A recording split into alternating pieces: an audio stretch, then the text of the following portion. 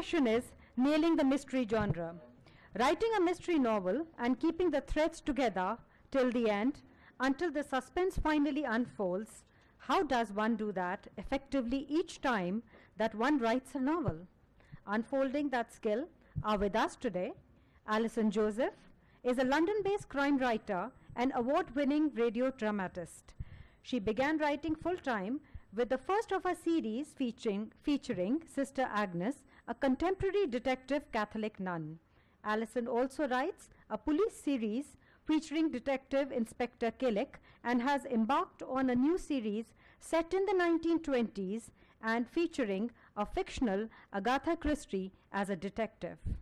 And we have with us Kulpreet Yadav, a spy fiction author, motivational speaker, and an ex-armed forces officer who founded Open Road Review online literary magazine in 2011. His last novel, The Girl Who Loved a Spy, was released in 2016. I request Kulpreet to take this forward. Thank you very much, Madam, for that introduction. And pleasure to have you here, Alison Joseph. First of all, welcome to India. Let us give her Indian type applause. हमको सुना ही नहीं दिया थोड़ा सा.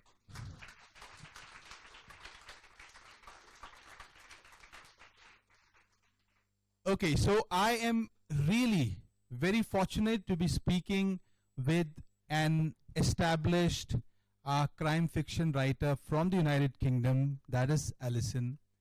Apart from writing crime fiction, she has been the chairperson of the Crime Writers Association of the United Kingdom. She brings with her this wealth of information and knowledge, and I am very much looking forward to this session. Thank you. So let me begin by asking you, first time to India? Yeah, first time in India. First time to Asia? Yes. So how do you feel? I mean, did you get some plots here, crime plots? Gosh, that's such a difficult question. No, really, it all happens in my head. That's the strange thing about being a crime writer, that whatever goes on out there is never as strange as what happens in my imagination. Can you? Can people hear me? Can you hear her at the back? I will talk like this. No, Can you hear have me to speak. now? All right. I'll really, really shout. Okay. Can you adjust it from there? Please go ahead. Anyway, it's lovely being in India. It's absolutely fantastic. Thank you for having me. Okay, great. So the plots will of course form, and since I'm a writer as well, we know that this is a process that takes time, and you are probably just observing, meeting people, going around. Have you been able to go for a walk or something? I went for a walk, yes. Yes. Okay, wonderful, wonderful. Okay, Alison, in the introduction it has been said that one of her series has got the main protagonist, which is called as Sister Agnes. Sister Agnes is a Catholic nun who is also an investigator, which means she's a detective. But, and also very interestingly, her other series has got, guess who in the lead? Who do you think is the greatest mystery writer in the world? Agatha Christie, you got it right. So the protagonist of her book is Agatha Christie. In fact, I was reading one of her book, which is very fascinating. Now, I want to ask you, Alison, I understand you are Agatha Christie's fan, and of course, all of us are. Why Agatha Christie? Make her as a character? Is it because of the fact that you love her and adore her and want to lead that kind of a life through the alternate world you're creating, or is it just marketing thing because it connects more with people? I don't think you should ever write a book for just marketing, because that's in the end what the book will be about, and the reader will know that. So no, not just marketing. What happened was my publishers said, oh, I know, why don't we do Agatha Christie as a detective? And to start with, I said no, because I didn't know that much about her, and also I'd never written anything historical, and obviously it's set in the 20s, this sort of fear that I would get it wrong. So I was quite wary of it. And also because I was chair of the Crime Writers Association, I know Agatha Christie's estate. I know her grandson. I didn't want to upset anybody, you know. So I was really quite reluctant. But then I went away and thought about it, and I thought this is such a good idea. It's such an interesting idea to have to play with this idea of what's real and what's fictional, because obviously the story is just entirely made up, but she's real. So there's this very strange thing that happens when you're putting somebody real into something fictional, and obviously this is a fictional version of her. So yes, so I said, okay, you know, let's give it a go. And actually, I mean, I always admired Agatha Christie because, I mean, is she the best-selling author ever? I think she has sold more books than anybody else. But just she was so clear about what she was doing, about telling the story. With every single book, you can just feel this is someone who knows what they're doing, and there's a generosity to the reader that she has as well.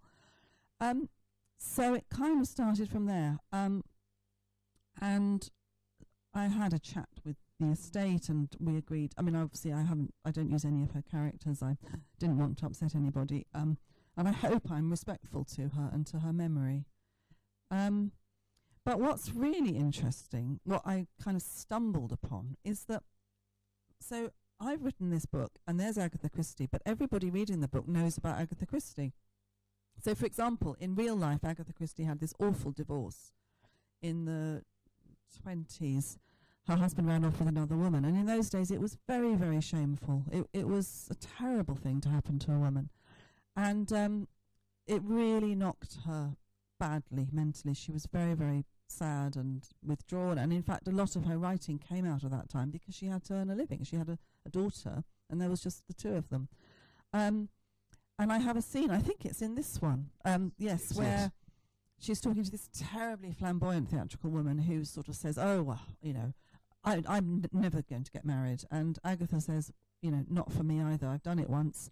I'm not going, you know, I would never get married again. And this woman looks at her and she says, oh, you will, Agatha. Out there is somebody who will make you a very, very happy wife. And of course that is what happened. You know, that's true. She married very, very happily for a second time. So for the reader, that's really fun that we're all reading this thinking, we know this woman's right. But Agatha herself, at that point, doesn't know that she's right. So it's really kind of an interesting thing to do, which I hadn't kind of worked out when I started on it, to put somebody real into a story. That's a very interesting thing. How many of you in the audience know, is there anyone here who's not read Agatha Christie? Hands, please. Okay, just one, two. Okay, wonderful. And I can see a lot of school students here. Now, I must tell you that Agatha Christie mystery novels, we had a separate, the focus author last year, those of you who were here at PLF, I was here, was Agatha Christie, right? And she really wrote amazing stories, but it is her personal life, which actually as an author, you can't put your personal life into your own books, which is what now in this book, Alison Joseph has tried to create. So her protagonist is Agatha Christie, and I was reading this book, and it's absolutely fantastic last night, that she is, you know, she's going through her divorce, but at the same time, she also is trying to investigate a murder, right? So it is absolutely unique, and I can't really think of any Indian book which has done something like this. So great. Tell me about which Agatha Christie novel is your favorite? So there is my mind's gone blank. Is it this Murder in the Vicarage? No.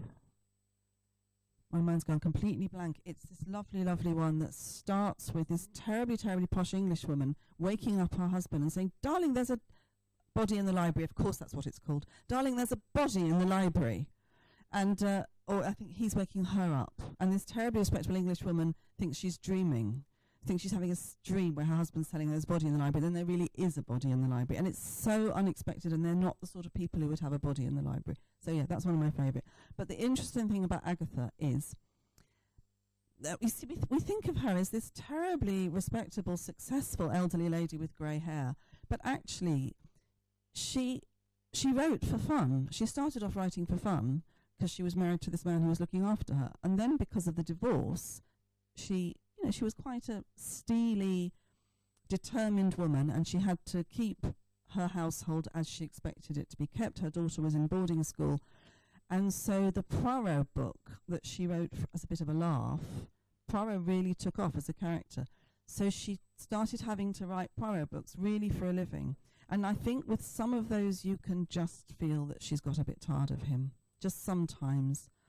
Whereas the Miss Marple books, she loved Miss Marple. And again, so I tend to prefer the Miss Marple books just because I think she did. You can feel the enjoyment of it. But the other interesting thing about Agatha Christie is that she wrote these books under the name of Mary Westmacott. She wrote 6 of those. And they're absolutely brilliant. And as a writer reading them, you can feel this person thinking, I'm going to do something different. And you can feel it in the writing, this enjoyment. And they're really strange and experimental books. And I've just finished one called Absent in the Spring. It's one of the best books I've ever read. It's not a crime story. It's about as autobiographical as Agatha ever could get, I think. And it's about a woman who realizes that she's been living a sham life. And it's really moving. It's really, really, it sort of tugs at your heart. And Agatha said it was one of her favourite books of all the things she'd written. She said it was one of the few where she felt that the things she had set out to do, she'd actually completed, she'd pulled off. So yes, that's one of, at the moment, Absent in the Spring is my favourite Agatha Christie book. I think my personal favourite is, of course, all the books were great, but anyone's read And Then There Were None? You like that? Okay. Now, the session really is not about Agatha Christie. It is just about, we're talking about Agatha Christie because that's how she's created a character. But it is about nailing the mystery genre. So, do we have aspiring writers in the audience here? Can we have hands? Oh, quite a few. Not quite a few, but a few. Great. Okay. So, from Agatha Christie's time till now, obviously a lot of things have changed, and one of the thing is technology and the way the investigators work, right? Now, we as writers are actually, we are the ones who formed our ideas of understanding how the detectives work through those kind of books, but the technology is completely different. Now, as a writer, I've got my way to handle this particular part, the tech part, but I would like to ask you, how do you handle this? Are you a very tech savvy person? Are you in touch with things? Do you understand IP addresses and etc., etc.? How do you cope with this change? It's such an interesting question. Because, you know, in the time of Sherlock Holmes, in those Sherlock Holmes stories, he's the detective, and the police are always kind of bumbling fools several steps behind him. And it's kind of believable for the 19th century. But now, if you have an amateur detective, like, you know, Sister Agnes is set in the present, she works in a hostel for homeless people in London, she is my detective. But the problem is, of course, if someone's killed, the police, they have CCTV, they have mobile phone records, they have forensic stuff. It's very difficult to make your amateur detective cleverer than the police. And either, I think, as a writer, you get bogged down with the technicalities. I mean, I have written, Berenice Killick is my police detective, and I had to do so much research just about what she would be doing in her job. And I think, we were talking about this earlier, it can really slow the story down to get all that right. And of course, the fun, if you're Sherlock Holmes, the story can whiz along because he's just looking at different sorts of cigarette ash or something, and it's just fun, you know. So, yes, what there's a lovely policeman who I do talk to for my research who's just so helpful. Although the funny thing is, I will go to him with a plot and I'll say, you know, well, what I thought is it's present day London, this has happened, someone's found, you know, and however strange it is, he'll say, oh, we had one of those up by Edmonton last year, however strange it is. But bless him, he said there is always someone who knows more than we do, by definition. And if those people who know more than the police don't want to tell the police, then your amateur detective is already available. She can have that privileged information. And because Sister Agnes works in a hostel for homeless kind of runaway kids in South London, by definition, she's already in a world of people who are on the edge of society, who don't want to talk to the police. So that's kind of how it worked, and that's how I sidestep the stuff you were talking about, because I think it can get in the way, all that forensic stuff. I think so, because what I try to do, how I try to approach, of course, I do not write detective fiction in that sense, and I write spy thrillers, and they're about spies, and we were having a discussion about how spies and detectives are similar, but also dissimilar in certain ways. But it is, I think, quite a bit of challenge to be in touch with technology as a writer, because it needs to be a part of your plot, and unless you do that, the younger readers who are more who are using technology more than us probably will not be able to. For example, just a very small thing, like in an Agatha Christie book or a Sherlock Holmes book, you might say that he hung up, right? Now we don't hang up anymore, right? We use cell phones, so we have to evolve and say he disconnected, right? Or he pressed the red button, right? So these sort of changes are there. I also want to ask you about James Patterson. Do you know about James Patterson, everyone? Okay, so Alison has co-authored a book with James Patterson, and James Patterson, if those of you do not know, has written more than 300 books, several out of which have been co-authored. He's the largest selling crime fiction writer, if I'm not wrong, in the whole world, and he writes great books, and he introduced last year something known as crime shots, which were short long stories. What do you call them? Book shots. And I really do not know how commercially successful or not so successful those books were, but those books were there in the market. Was yours crime shot as well? That is one question. It's a book shot. And how was the experience to work with the largest selling crime writer? It was lovely, actually. He's a very respectable person to work with.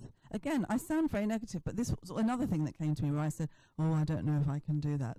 Like the Agathas, I'm not normally like that, but I did a little short story called Samir's Lament that you can get as a Kindle single, and it features this Irish detective called Malone, who is actually coming out in his own series next year. And James Patterson's people wanted an Irishman for one of these book shots. They wanted a sort of Irish flavour to the story. So they came to me and they said, "Do you want to do this?" And I'd read James Patterson, and it is not how I write. I mean, there's far more guns and shooting and dead bodies in a James Patterson book than I would normally put in one of mine. So again, I wasn't sure I was the person for them, but he was very respectful and he said, "No, you write what you want to write." And so I had to write quite a big synopsis of the story I would tell.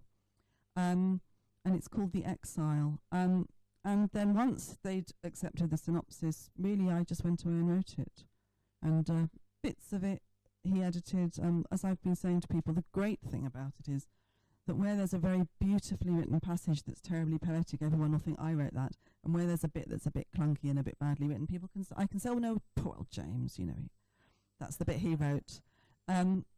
So yeah, no, it was really enjoyable. And it's called The Exile. It is sort of one of my obsessions when you put somebody out of their homeland in some way. If you remove someone from where they belong, where they have relatives, where they have a past, and you put them in a new place, what that does to them, and how I think it's maybe one of the tropes of detective fiction is that that's quite often a starting point for a story.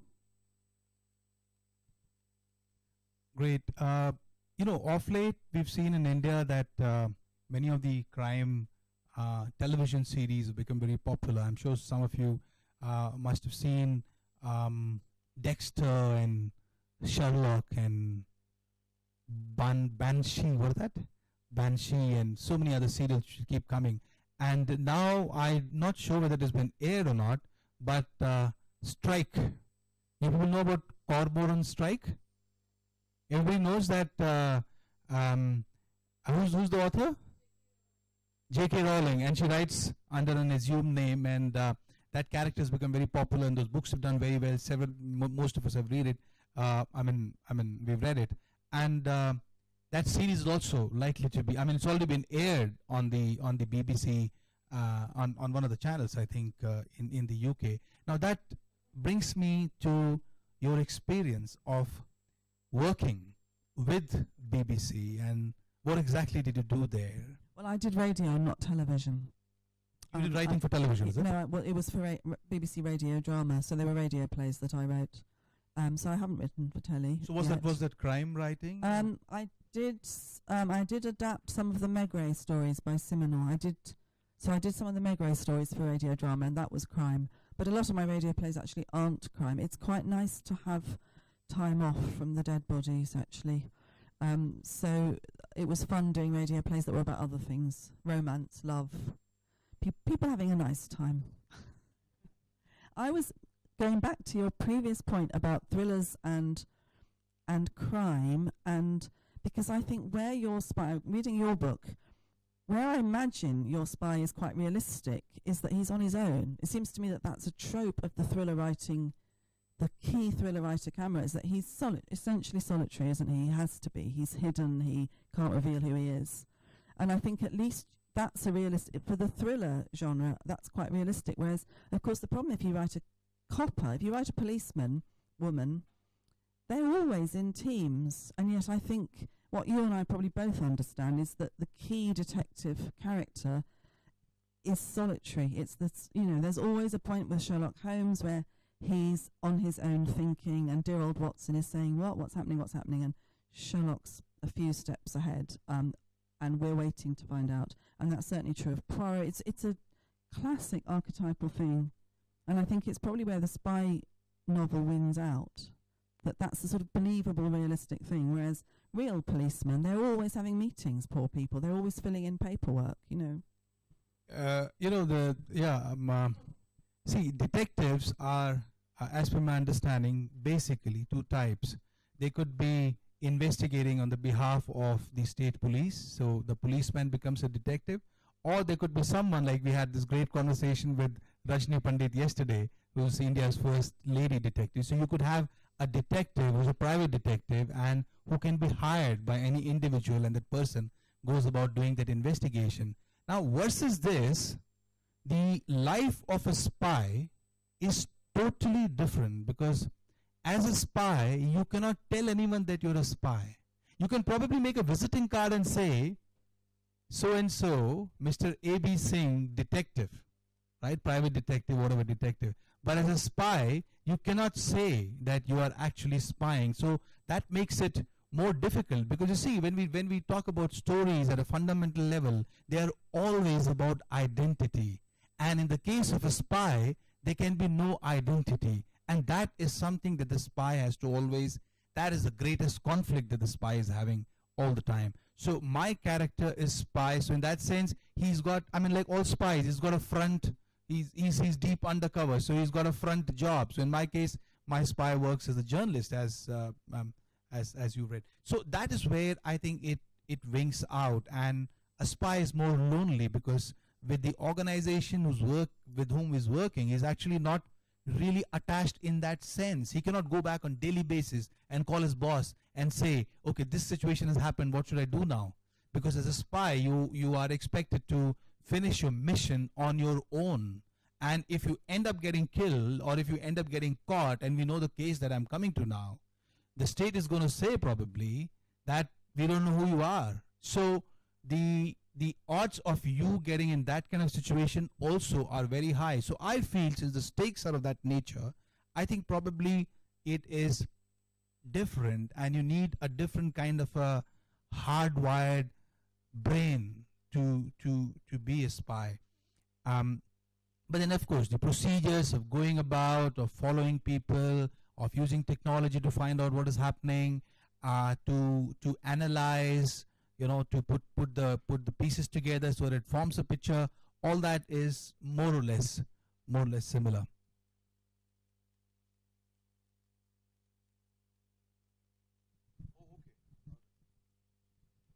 So you see, one of the things that I always keep thinking as a thriller writer is how to engage the audience. And I think in India, unlike, and I'm coming to that, in the United Kingdom or Scotland or Scandinavian countries where the population is less and people have probably more time, and they can, they probably not so many distractions, not so much of noise.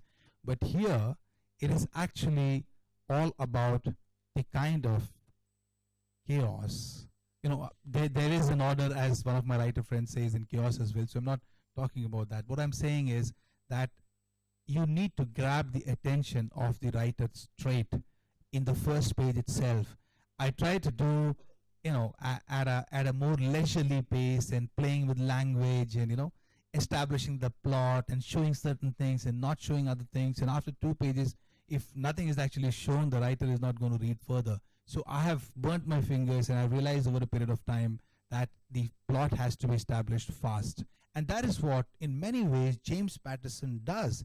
And that is exactly what I realized when I read your book, Alison, Death in Disguise, that you believe in these short sentences and smaller paragraphs. And in 40 pages, I'm already, gasping for breath because so much has happened, There is a backstory of the central character. There is a murder. There is about, in this case, about theater, which I understand you have some knowledge, but probably you must have researched. So everything is done at a pace. So, and that is actually contrasting with, we were discussing about Val McDermott. Is that you pronounce it? Val McDermott? And some of the British authors that I read, and they're hugely popular, but they're very, very slow. And you're writing in a way which is more probably akin to the way I write, and the way our audience perhaps will be more accepting it. Why so? Well, mostly, firstly, because I absolutely agree with you. I think, if you're saying this is a crime novel, I'm going to tell you a really exciting page-turning story, you kind of have to do that from page one. And I agree with you. I think in the modern world, I don't think it's just your country either. I would say it's global. We're always looking at the next thing. We're very aware of somebody wasting our time. And I think if you're not on page one thinking, I want to read this story, then you're going to put it down and not pick it up. So I just think it's a respect between me and the reader that I want you to know that I am telling you a story and I'm telling it from page one. So thank you for what you said, because I'm glad that that's the impression you get from it, actually. I think it's a shame in some ways. I think it would be nice to live in a world where I could write a massively lengthy, poetic opening to my novel that set the scene for 3 pages, a description of London in the mist and the fog and November light. But it's not the world any of us live in. And then I think I'd probably bore myself, actually. And as you said, we have to cut out, as James Patterson says, as Stephen King says, I'm sure many of you must have watched videos like me, that adverbs have to be removed, the adjectives have to be removed. Flowery language does not work for popular fiction, not just for crime fiction alone, but also romance and anything else which comes under the category broadly of popular fiction. Any Indian writers have you read? Salman Rushdie, we were talking about him, but he's not Indian. He's in English, British. I don't know. How many of you agree that Salman Rushdie is not Indian? Okay. Yes, it's... No, I was talking about the yes. crime fiction writers from India. You mentioned Ashwin earlier, so... Yes, I have read Ashwin, yes, that's true. Yes. Okay. There was something I was going to say. I think it may be a fad, taking out adjectives. I do think there's going to be a backlash, actually, that, this sort of very, very pared down writing. I've been reading, I'm in a group of women writers called Killer Women. It's a sort of collective of women crime writers, and we all read each other's books and we're all very supportive. But I'm aware, between all of us, our books are getting very, very pared down, very kind of just lines of dialogue, and I think actually there may be a backlash. I think adjectives may become popular again. I'm not sure about adverbs.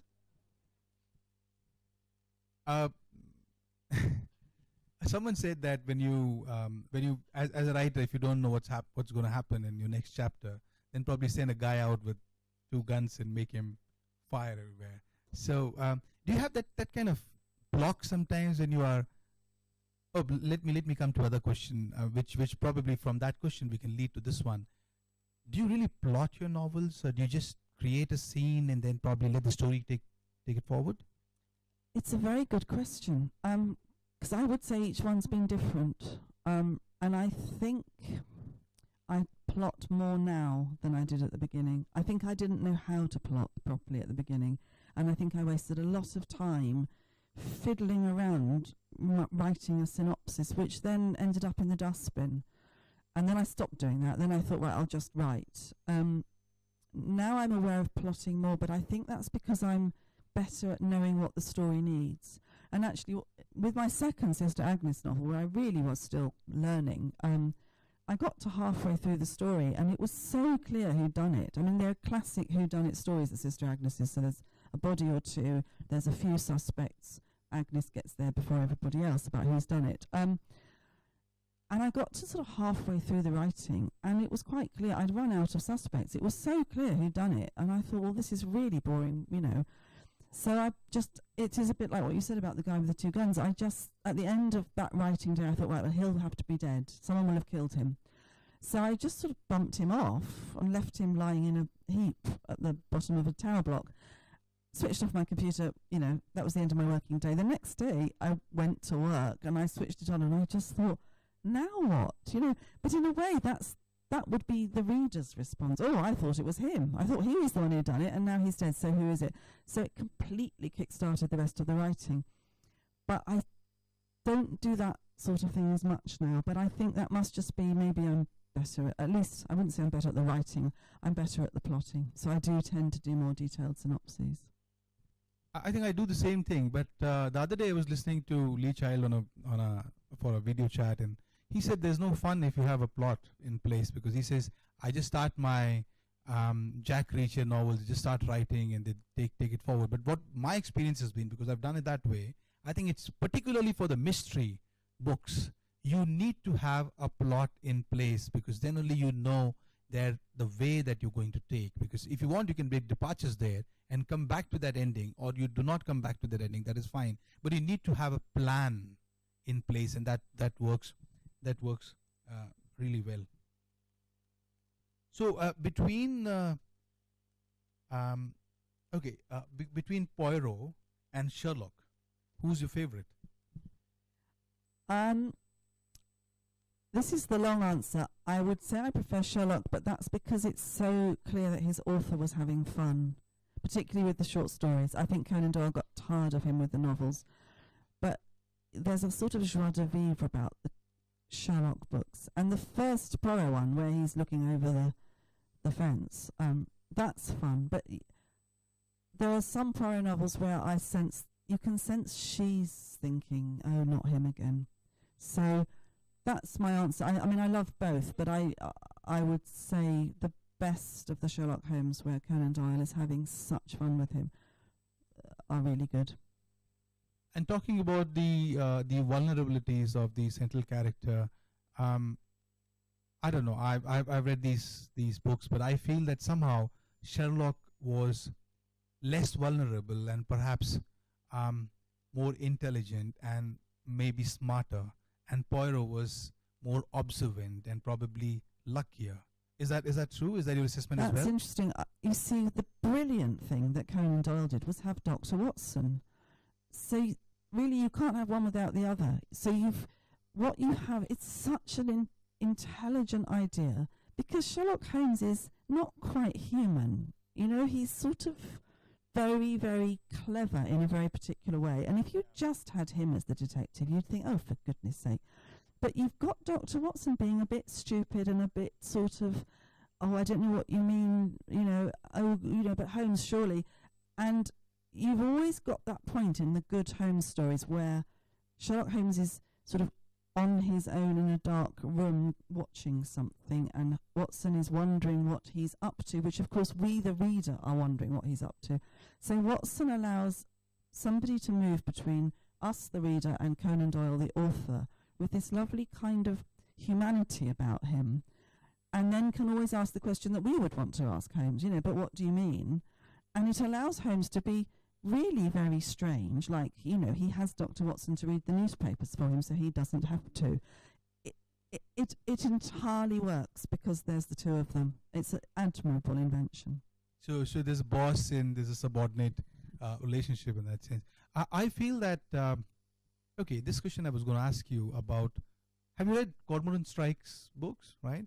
So his being, having the disability in the leg, and that actually comes in the way of the plot because he's trying to chase people, and speed is fundamental to a detective's work. But somehow when I read that, probably that vulnerability made the character that much engaging. So I'm actually coming to conflict. And since I teach crime writing, not crime writing, I teach writing, creative writing at a Delhi University as well. And we always keep talking about conflicts, and we keep talking about external conflict and an internal conflict, etc., etc. So how important is this kind of physically limiting conflict in the central character's life? How important is this, according to you? I think in modern contemporary detective writing it's very important. I think it's become important, and I think that's because the reader asks more. I think what Agatha Christie does with, say, Miss Marple, who's a lovely character, beautifully written, but there's Agatha Christie and Miss Marple here knowing everything, and then there's us, the reader, over here. There's a gap. And in modern crime writing, the vulnerability, which I think is you've picked up very well, allows the detective and the reader to be much more engaged in the process together. So, and although I don't think my characters are particularly physically vulnerable, there's always, I mean, Sister Agnes is always in conflict about her vows. She's never sure that she should still be a nun. And that goes all the way through the books. And the Agatha Christie 3 that I've done so far circle the divorce. I mean, I don't touch on it directly, but the fact that she feels she's failed in some way propels her into these situations where she's now solving crime. And I think we modern readers ask that. We ask for fully rounded, three-dimensional characters with their own stories, apart from just the plot unrolling itself of the murder story. So yeah, I think vulnerability is important. Certainly doubt or conflict or a sense of change in their lives. Yeah, because when I was trying, my character is called, by the way, for those of you who do not know, my central character is a spy whose name is Andy Curran. So Andy Curran does not have a surname. As you know, Andy is actually short for Anil because worked for the army, my character, for 5 years. He's about 29 years old. And his name from Anil Karan Singh becomes Andy Karan Singh, and he knocks off the surname and he keeps it only Andy Karan. Because, when I was going to the college and interacting with some people, and even in my armed forces career, I found, and this is a very profound thing for me, and I hope it relates with you, is that in India, your birth in many ways defines where you're going to reach, right? So the caste that you're born in, the economic background that you're born in, the religion that you're born in, and the place that you're born in is going to decide where you're going to reach. And that is how India was till 20 years back. But today's youth has changed that on its head. Today we read newspaper stories about rickshawala's children becoming IS officers. So you find a Dalit's child becoming a scientist. So we are getting out of that mental framework. Every Indian young person I speak to feels that my birth is not going to decide my future. And that is how I created my central character, because he was born to a single mother, and his mother, before dying, said that I'm going to name you Karan because this is on Mahabharata. Karan was a good guy, but he ended up dying, fighting for the bad people. So you do whatever you want in your life, but you are going to remain cursed and you are going to end up a loser. And that is constantly what he's fighting in his mind. Come what may, my birth is not going to decide the future that I make. Now, this is the vulnerability of my character that I kind of put into my Andy Curran series. And trust me, Alison, whoever reads my book, 9 out of 10 people do not talk about the dirty bomb or the pirates I'm talking about, or the murders, they come back to me and say that I can relate with this character, and that is where I feel that it is very, very engaging. Like last night when I was reading your book, Death in Disguise. So more than the murder, the moment Agatha Christie, and the way she says that my husband, look, I never thought this would happen. He's left me for another woman. So that is the conflict in her head, and the murder happened. So immediately I connect more with that conflict and less with that investigation. So I think this is also talking about Strike again, once again. I think J.K. Rowling writing character of Strike without the disability would not have been able to make the impact in the sales and connection of the people, and probably not a series. I mean, just a long answer to that, but I think vulnerabilities are important. So would you like to add to that? No, I think that's exactly it. But I do think it's to do with the modern readership as well. I think, and I think also it's fun if you have a detective, because you can come back to that character. Sister Agnes has her best friend Athena and also a priest friend called Father Julius, and those three are all in all the books. And it's like writing a soap opera or something. It's like, it's lovely to kind of come back to the same characters, and I think that's, for us readers, that's fun as well. Yeah. Okay, I'll come to the crime scene investigation. And crime scene investigation, as all of you will know. Have you seen the series called CSI on the TV? Very popular. Of course, they do more drama, and they show that multiple colors and the laboratories and the green and the blue liquids bubbling, etc., etc. And it doesn't work that way. CID maybe hum log wahi karte hain. So that's okay. But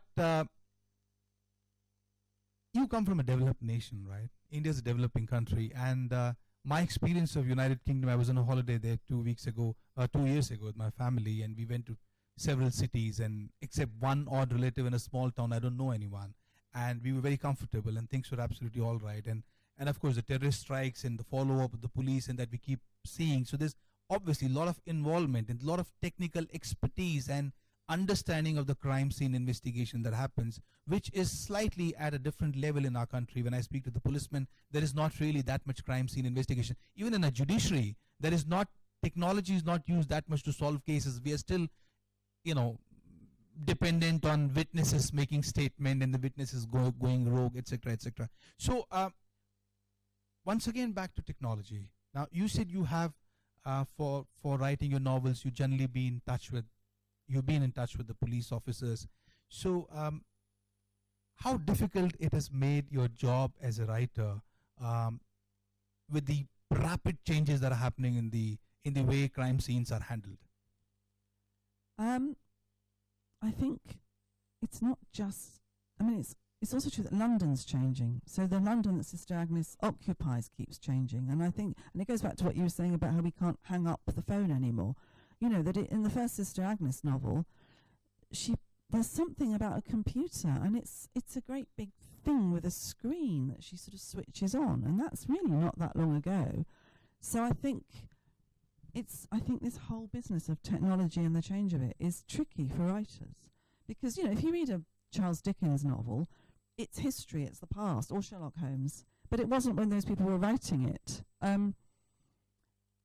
And I think there's a sort of tale behind every novel of 10 or 15 years where it just starts to look dated, and then I guess it can be history, so then it's fine. It becomes a sort of, archive. So for that, I think that may be one of the reasons I try not to get too bogged down in the technology that the police are using, because it will date. And actually, this nice policeman who I talked to a lot about my work, he held up a mobile phone and he said, "This is the source of more solutions to crime than anything else we've ever had in the history of policing. The mobile phone is fantastically useful to the police. The traces it leaves, even, despite the best efforts of, criminals doing stuff with it, the police can do masses with a mobile phone. And one has to incorporate that up to a point. And in fact, one of my detective writer friends recently said, isn't it funny how if you look at the detective and the chase of the criminal, mobile phones going out of signal, running out of charge, breaking. Never happens. Well, it happens all the It happens, time. okay. That's the point, because at some point there's just your detective and there's the baddie in that archetypal classic thing on their own, up a mountain or somewhere. And if someone could just ring the police, or it would just ruin it. You kind of have to have that archetypal moment where it's just the two of them against each other, and you have to get the mobile phone out of the way. So the failure rate of mobile phones in crime fiction is much, much higher than it is in real life. No, I think I had similar situation. A real life situation yesterday in my hotel room, and I was struggling with my phone and for almost 1 hour, and there was actually no signal. So, okay, so I think we've come more or less to the discussion that we had planned for today, and now we will request you, if you have any questions on the nailing the mystery genre, you can ask us now. We have a mic here. Can you just move around to the mic? Anyone questions? Yes, please.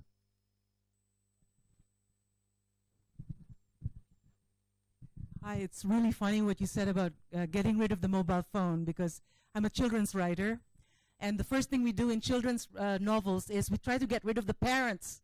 So the parents die, they get run over by rhinoceros, So there are all of these restrictions that that happen in fiction, and I think in the mystery, in your genre, in crime, I see it. I don't read crime novels, but I do watch them. And I've noticed that they've used procedural.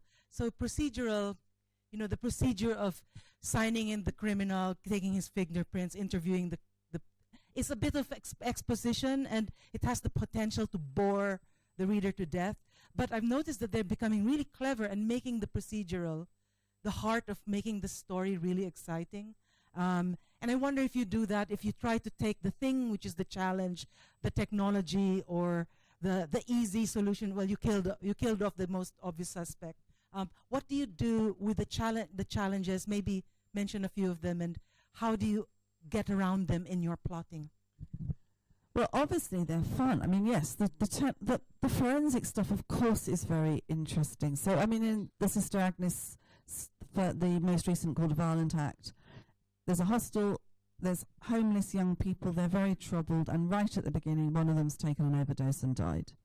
And it's not at all surprising, and it probably wasn't intentional. She was an addict, she was using all sorts of stuff. So all that pharmacology comes to play, and Sister Agnes is the one person to say, I think she was killed.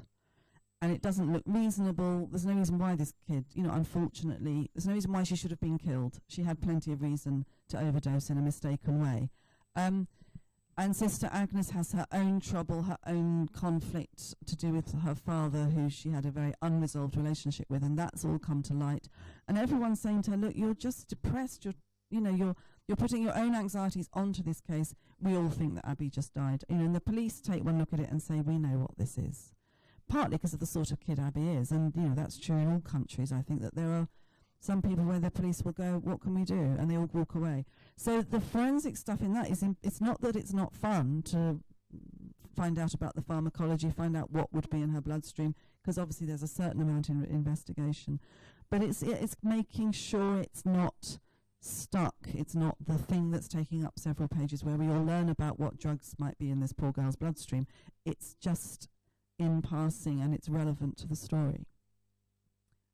See, let me just respond to this from my perspective.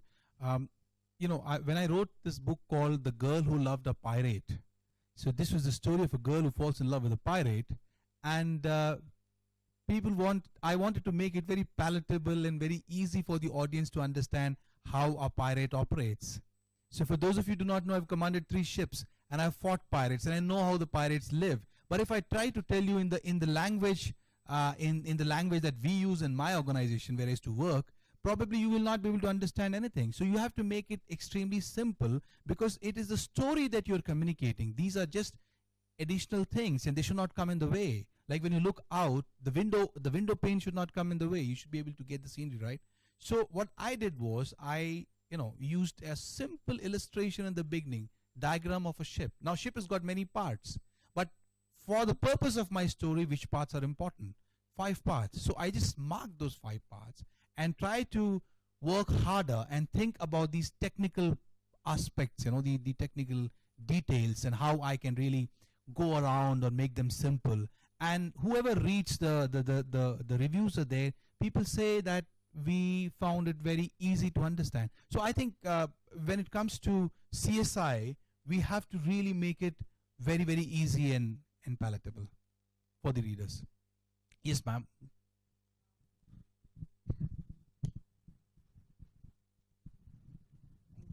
In the story of Agatha Christie as the protagonist, you've written about someone who actually did exist at one point in time.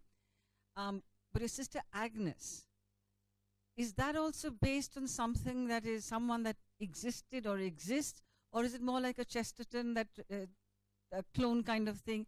In other words, my question really is, are your characters always based on someone who lived or lives, or based on a previous fiction character that you might want to take into the modern century? Thank you. What really struck me when I started writing the Agatha Christie's was that there's a difference between someone being real and someone being true. And it was important to me to be true to Agatha Christie, but it's also important to me to be true to Sister Agnes, even though she lives entirely in my head. So she really isn't based on anyone real. I mean, I do know nuns. I've sort of, in my life, have encountered nuns. So the issues about whether she should stay in the order, those sorts of things, I will have taken from real life. Things around the characters, I will take from real life. But it is the strangest thing, being a writer of fiction, that the people in my head are as real as the people out there. And in a way, that's what made Agatha Christie such a challenge. And obviously, in the Agatha Christie novels, things are happening that never happened to her in real life. Like, she doesn't solve a murder that happened in a theatre. On the other hand, she did go to the theatre. She loved the theatre. So I've sort of researched lots and lots and lots about her. And the other thing I do with the Agatha Christie novels is go to the British Library. I've chosen a week in which this murder happens. I'll go and get all the copies of the Times for the 3 months before and including that week. So I don't read lots and lots about Agatha Christie because I don't want to have to sort of bog myself down in making sure that I have done the right thing to do with her life. But it's fantastically interesting to fill my mind with all the concerns of what it was like in Britain in 1928, say. Even sort of little funny tiny things, or fashions, or cars, or silly jokes that people made in the House of Commons that day. It's really, really interesting. So it is about being true to the character, whether they're real or fictional.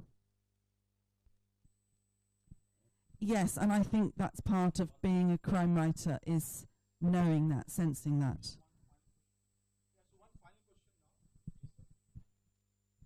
Which kind of backdrops inspire you the most? Are they crowded places or lonely places or bungalows or something where no one visits, or something which is completely filled with people and the criminal is hiding somewhere? Really good question. I'm